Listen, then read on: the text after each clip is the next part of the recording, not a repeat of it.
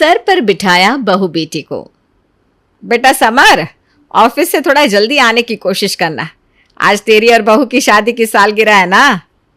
अरे माँ, सालगिरह हमारी है, उसमें आप इतना खुश क्यों हो रही हो? मैं खुश क्यों नहीं होंगी? तू मेरा इकलौता बेटा है। तेरी शादी की सालगिरह पर मेरा खुश होना तो बनता ही है। शाम को तुझे इसलिए जल्दी आने के लिए कह रही हूँ ताकि हम लोग मिलकर मंदिर जाकर भगवान से प्रार्थना करें कि तुम दोनों का रिश्ता हमेशा ऐसे ही बना रहे। अरे मम्मी, इतने साल हो गए मेरी शादी को, हर एनिवर्सरी पर आपका बस यही प्लान होता है, मंदिर जाकर भगवान का आशीर्वाद लेंगे। आजकल नया ज़माना है, लोग अपनी एनिवर्सरी पर डिनर करने जाते हैं, दोस्तों के साथ पार्टी करते हैं, और हम आपके साथ हर साल एनिवर्सरी पर बस मंदिर जाते हैं। इस बार ना मेरा मंदिर जाने का बिल्कुल मन नहीं है। मैं ईशा के साथ रात को डिनर पर जा रहा हूँ। प्लीज़ माँ, आज एनिवर्सरी है, हमारी थोड़ी प्राइवेसी का ख्याल रखिए। अकेला ही जाऊँगा मैं। बेटे की बात सुनकर पूजा को बहुत बुरा लगता है। वो अपनी आंखों में आंसू छिपाए अपने कमरे में पहुंच जाती है। कमरे में जाकर आजकल के बच्चों को ज़रा भी लिहाज नहीं कि माता पिता के साथ कैसा व्यवहार रखना चाहिए। अगर मैं हर बार एनिवर्सरी पर इनको मंदिर लेकर जाती हूँ तो इनके भले के लिए ही तो ले जाती हूँ। मैंने तो हमेशा इनके बारे में अच्छा ही सोचा है। कुछ देर बाद पूजा ने खुद को सामान्य किया और बहू के पास जा पहुंची। ईशा बहू, आज तेरी एनिवर्सरी है ना, इसलिए तेरे लिए साड़ी लेकर आई हूँ। पता है पूरे मार्केट में एक यही साड़ी थी जो मुझे एक नज़र में भा गई थी। समर कहकर गया है शाम को तुझे डिनर पर ले जाएगा। ऐसा करना बेटा, यही साड़ी पहन कर जाना। मम्मी जी, अगर आपको साड़ी बहुत पसंद आई थी तो आपको अपने लिए खरीदनी चाहिए थी। अब अपनी एनिवर्सरी पर मैं बाहर क्या पहन कर जाऊंगी, ये तो मैं ही डिसाइड करूंगी ना। आप बाजार जाकर ना अपने लिए कपड़े खरीदा करो। हर महीने 2 महीने में आप साड़ियाँ उठाकर ले आती हो और फिर उसके बाद मुझे उन्हें पहनना पड़ता है। अरे बेटा, तू तो जानती है बाजार जाकर मुझे अपने लिए तो कुछ सोचता ही नहीं। दिल करता है बस अपने बच्चों के लिए ही शॉपिंग करूं। और बेटा मैं करूंगी भी क्या इन महंगे कपड़ों का, मुझे कहाँ जाना रहता है। अरे मम्मी जी, अब हम इतने छोटे बच्चे नहीं रहे कि आपको हमारे लिए शॉपिंग करनी पड़े। हमें जो चाहिए होगा हम बाजार जाकर खरीद लेंगे। आप बाजार जाती हैं ना तो अपनी ज़रूरत की चीज़ें खरीद कर लाया कीजिए। पता नहीं आज इन दोनों को क्या हो गया है जो इस तरह से मुझसे बात कर रहे हैं। सुबह समर मुझे सुना गया और अब ये बहू बिगड़ रही है। 2 दिन बाद। अरे माँ जी, अभी तक आप घर पर ही हैं? आपको तो आज किटी के लिए जाना था ना। अरे नहीं बहू, तुझे पता ही है कि मुझे ये किटी विटी पसंद नहीं है।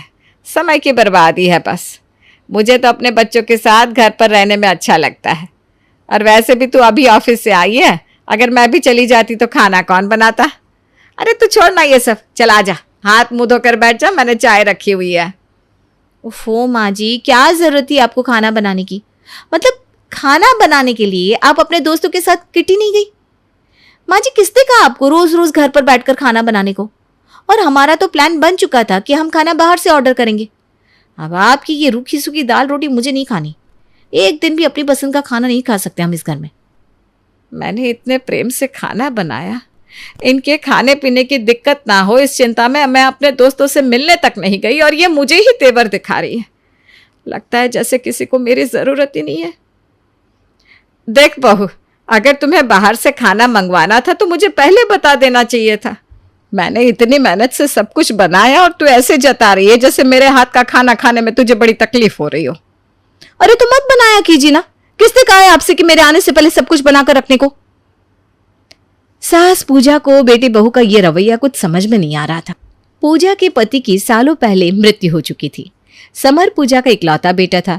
पति की मौत के बाद पूजा ने अपना पूरा ध्यान अपने बेटे समर पर ही लगा दिया था।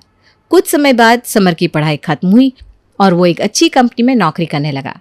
शादी की उम्र होने पर समर की शादी ईशा के साथ हुई और ईशा पूजा के घर दुल्हन बनकर आ पहुंची। जैसा कि हर परिवार में होता है, बहू के आने के बाद घर की एकता में फूट पड़ जाती है, लेकिन पूजा के साथ ऐसा कुछ भी नहीं हुआ था। पूजा अपनी बहू ईशा को भी उतना ही प्रेम दिया करती जितना वो अपने बेटे समर को दिया करती।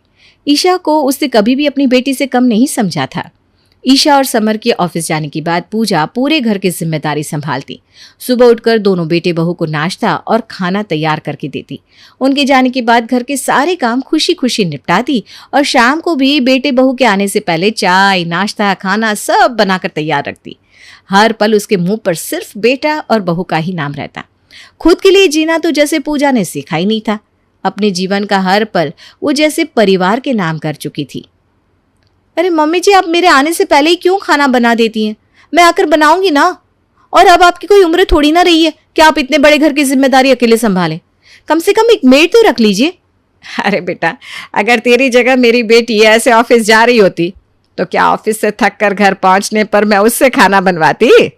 बेटा, ये बात सोचने की तुझे जरूरत नहीं है कि तू अपने ससुराल में है। मेरे लिए तो तू ही मेरी बेटी है और तू ही बहू। ऑफिस में भी तो 8-8 घंटे काम करके आती है। अरे घर आकर तो आराम से बैठकर मेरे साथ बातें किया कर। धीरे धीरे समय बीता और बहू ईशा ने एक प्यारी सी बेटी को जन्म दिया।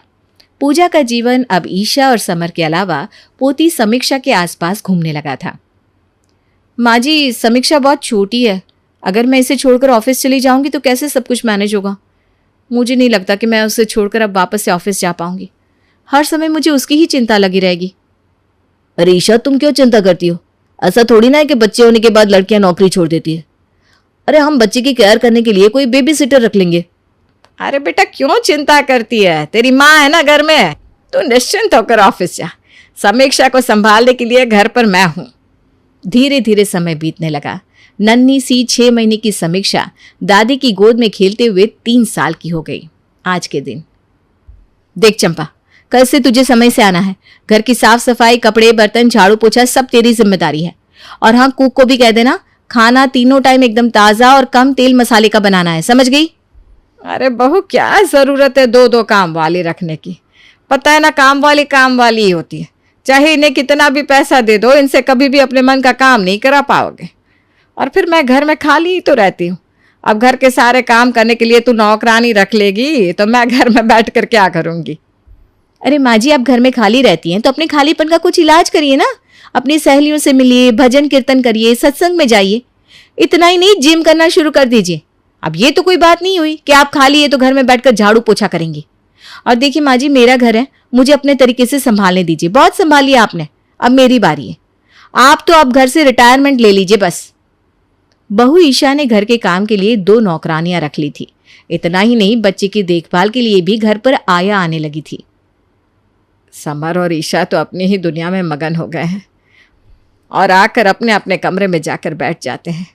लगता है मैं उन्हें घर में दिखाई देनी ही बंद हो गई हूँ। ना कोई मुझसे ढंग से बात करता है, ना हाल चाल पूछता है।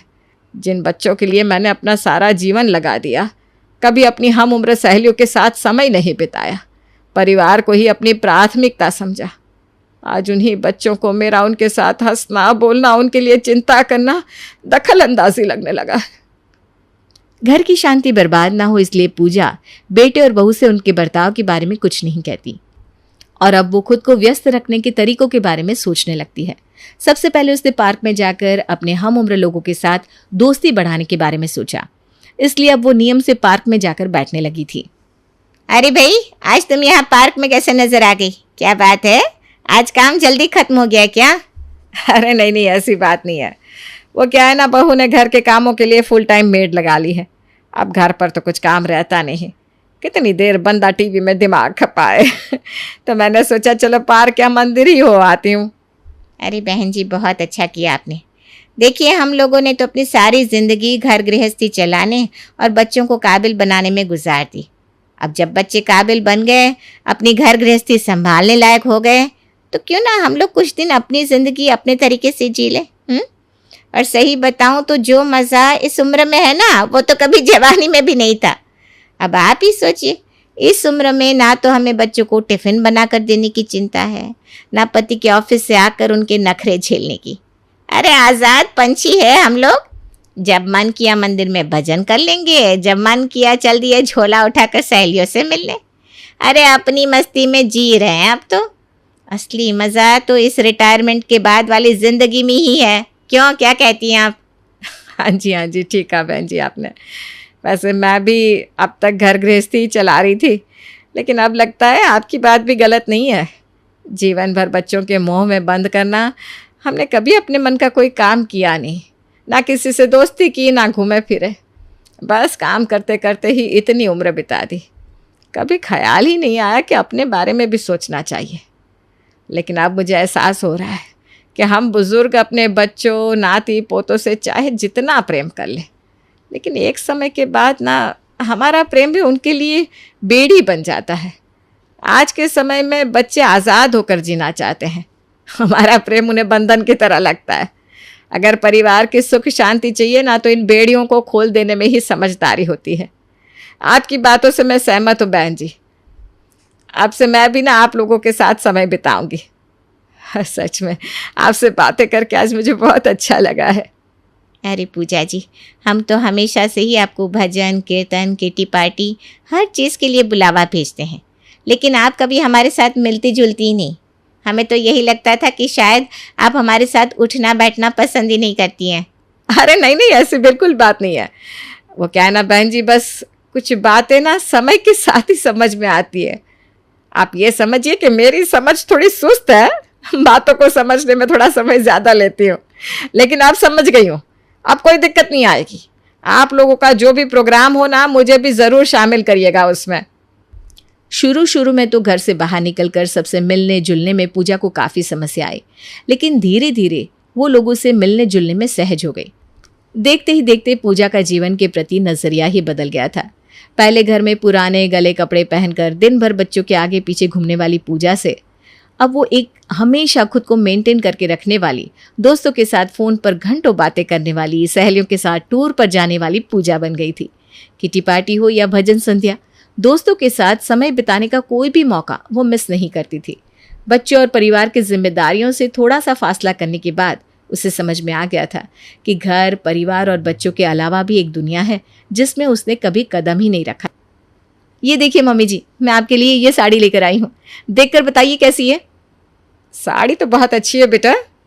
अच्छा चल ठीक है, तू लाई है तो रख दे इसे। इस महीने की किटी में ना मैं यही साड़ी पहन कर जाऊंगी। आपका ये रूप देखकर ना मम्मी जी मुझे बहुत खुशी हो रही है।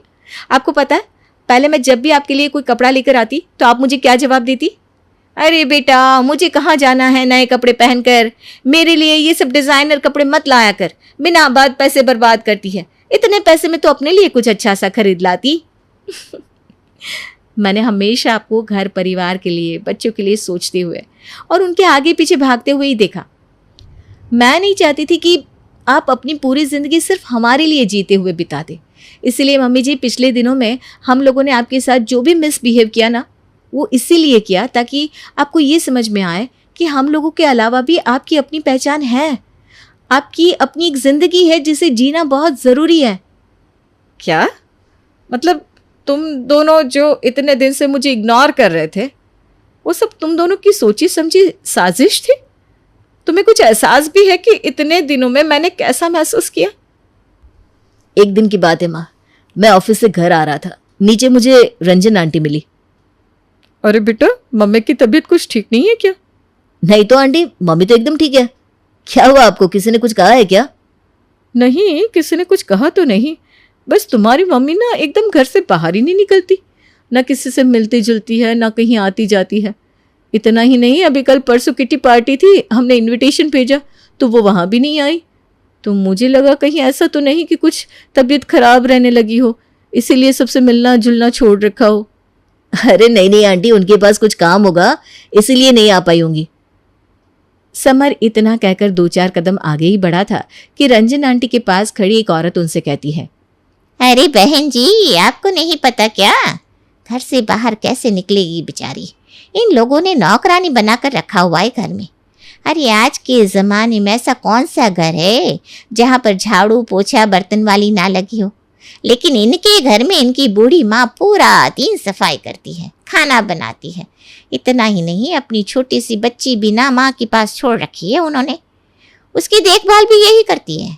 अरे जवान जवान औरतों से नहीं हो रहे घर के इतने सारे काम, अकेले ये इस उम्र में कैसे कर पाएगी भला, इसीलिए बेचारी को अपनी सूध ही नहीं है। अरे अभी 2 महीने पहले की बात है, मैं अचानक मिलने चली गई थी, ऐसी हालत बना रखी थी, क्या बताऊं। बेचारी को अपने बाल संवारने का समय भी नहीं है, ऐसे ही बेतरतीब से कपड़े पहने रहती है, लगता ही नहीं घर की मालकिन है, देखकर लगता है कोई आया वाया होगी, लेकिन इनके बच्चों को कोई फर्क ही नहीं पड़ता। अरे इतना मोटा पैसा कमा रहे हैं दोनों पति पत्नी, लेकिन माँ की कोई कदर नहीं। पता नहीं किस मिट्टी की बनी है ये पूजा, जो अपनी पूरी जिंदगी बेटे बहू के ऊपर झोंक दे रही है। दोनों आंटी की बात सुनकर मुझे बड़ा जोर का झटका लगा। उनकी बात सुनने में कड़वी जरूर थी, लेकिन सच थी। अब सुबह से लेकर रात तक हम तीनों के पीछे तो दौड़ती रहती है, ना ढंग के कपड़े पहनती है, ना अच्छे से खाती पीती है, बस हरदम बेटा बहू और पोती। इसके अलावा तो आपके मुंह से कोई और शब्द मैंने कभी सुना ही नहीं।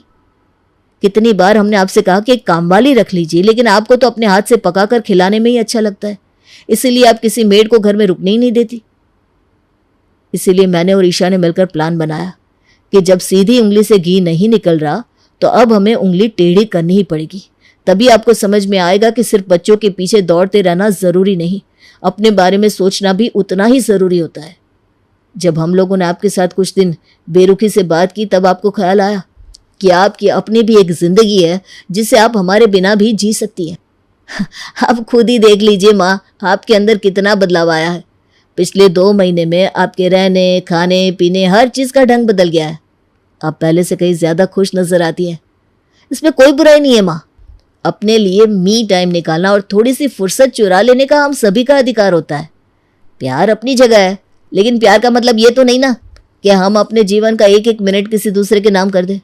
हमारी जिंदगी पर सबसे पहला अधिकार हमारा खुद का होता है, उसके बाद पति, बच्चे, माँ बाप या किसी और का। बेटे की बात सुनकर पूजा ने बेटे और बहू दोनों को प्यार से गले लगा लिया। कहने को तो समर और ईशा पूजा के बच्चे थे, लेकिन आज उन्होंने उसे जीवन का एक बहुत ज़रूरी पाठ पढ़ा दिया था।